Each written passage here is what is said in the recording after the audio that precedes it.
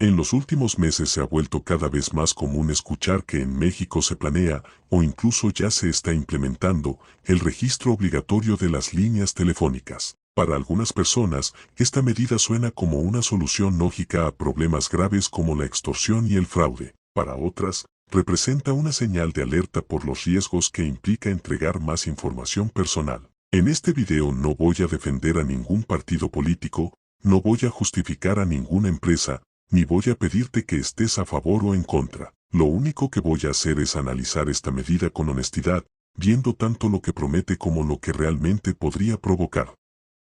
Para entender el tema, primero hay que decirlo con claridad, esta no es una idea nueva. México ya ha intentado en el pasado registrar a los usuarios de telefonía móvil. Hubo programas que prometían reducir delitos y dar mayor control, pero terminaron fracasando por falta de resultados, mala administración y, sobre todo, por los riesgos que representaban para los datos personales. Es decir, no estamos hablando de una propuesta teórica o experimental, sino de algo que ya se intentó y no funcionó como se esperaba. Aún así, hoy se vuelve a plantear, con algunas diferencias técnicas, pero con el mismo objetivo central, vincular cada número telefónico a una persona real. En el papel, la idea parece sencilla. Si cada número tiene nombre y apellido, se supone que será más fácil identificar a quienes cometen delitos desde un teléfono. Bajo esta lógica, se espera que disminuyan las extorsiones, los fraudes y las llamadas de amenaza. Sin embargo, una cosa es lo que se plantea en documentos oficiales y otra muy distinta es lo que ocurre en la vida real.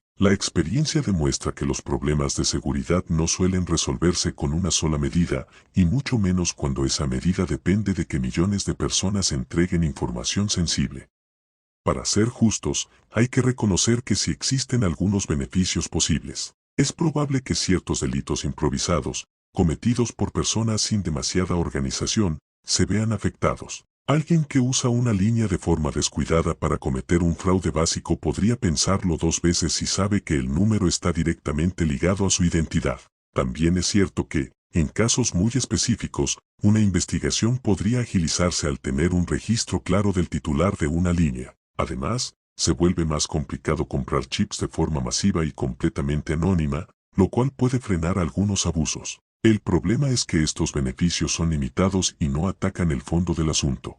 La mayoría de los delitos telefónicos graves no son cometidos por personas improvisadas, sino por redes organizadas que ya conocen y utilizan métodos para evadir controles. Estas organizaciones no dependen de una línea registrada a su nombre. Usan números a nombre de terceros, personas engañadas, números extranjeros, servicios de Internet o aplicaciones de mensajería cifrada. En otras palabras, mientras el ciudadano común queda completamente identificado, el delincuente profesional casi siempre encuentra la forma de seguir operando. Aquí aparece uno de los riesgos más importantes de todo este tema, la seguridad de los datos. Un padrón nacional de líneas telefónicas no es solo una lista de números. Es una base de datos enorme que relaciona identidades reales con medios de contacto directos.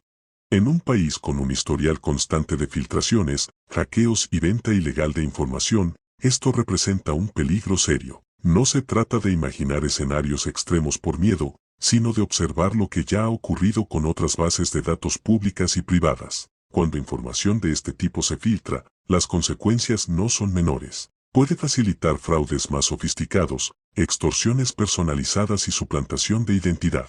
Y una vez que los datos salen, no hay forma real de recuperarlos.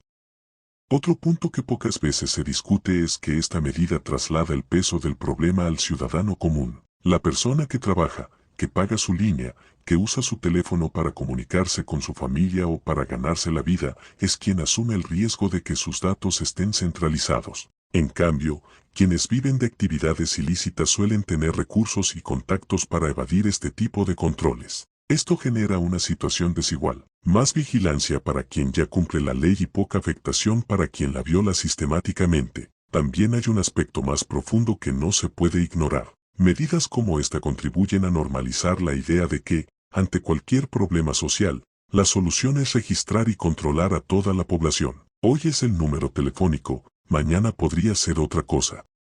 El problema no es solo la intención actual, sino el precedente que se establece. Una vez que se acepta este tipo de control como algo normal, resulta más fácil ampliar su alcance con el tiempo, especialmente cuando cambian las circunstancias políticas o sociales. Además, hay sectores de la población que pueden verse afectados de manera desproporcionada. Personas mayores, habitantes de zonas rurales, personas sin documentos actualizados o con dificultades para realizar trámites digitales. Para muchos, una línea telefónica no es un lujo, sino una herramienta básica para trabajar, comunicarse o recibir apoyo. La suspensión o pérdida de una línea puede tener consecuencias reales en su vida diaria, y eso rara vez se menciona cuando se habla de estas medidas desde una perspectiva general. Si pensamos en escenarios graves, no es difícil imaginar problemas serios. Una filtración masiva podría provocar una ola de fraudes y extorsiones nunca vista, precisamente porque los datos serían más completos y precisos.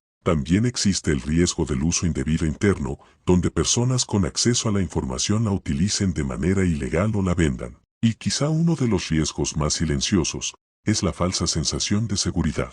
Creer que un problema tan complejo como la delincuencia se resuelve con un registro puede llevar a descuidar soluciones más profundas y efectivas. Desde un punto de vista personal y honesto, considero que el balance entre riesgos y beneficios no es favorable. No porque la idea sea necesariamente malintencionada, sino porque el contexto en el que se aplica no ofrece las garantías suficientes. El daño potencial es grande, duradero y afecta a millones de personas, mientras que el beneficio es parcial, limitado y fácilmente evitable por quienes realmente se dedican a cometer delitos graves. En análisis de riesgos, cuando el peor escenario es mucho más grave que el mejor resultado posible, la medida debería replantearse. Registrar líneas telefónicas no resuelve la raíz del problema, no sustituye investigaciones serias, control real en los centros penitenciarios, regulación de servicios digitales ni castigos efectivos a quienes filtran o venden información. Es, en el mejor de los casos, una herramienta secundaria que se presenta como solución principal. Y eso es peligroso. La pregunta final no es si una persona tiene algo que ocultar. La pregunta es qué ocurre cuando nuestros datos, que ya entregamos, caen en las manos equivocadas. Porque cuando eso sucede, las consecuencias no se pueden revertir. Por eso es importante hablar de estos temas, cuestionarlos y analizarlos con calma. No para sembrar miedo, sino para entender que las soluciones simples rara vez resuelven problemas complejos. Si este análisis te hizo reflexionar, compártelo y sigue informándote. Este tipo de decisiones nos afectan a todos, incluso cuando parecen lejanas o técnicas. Déjame saber tu opinión en la caja de comentarios.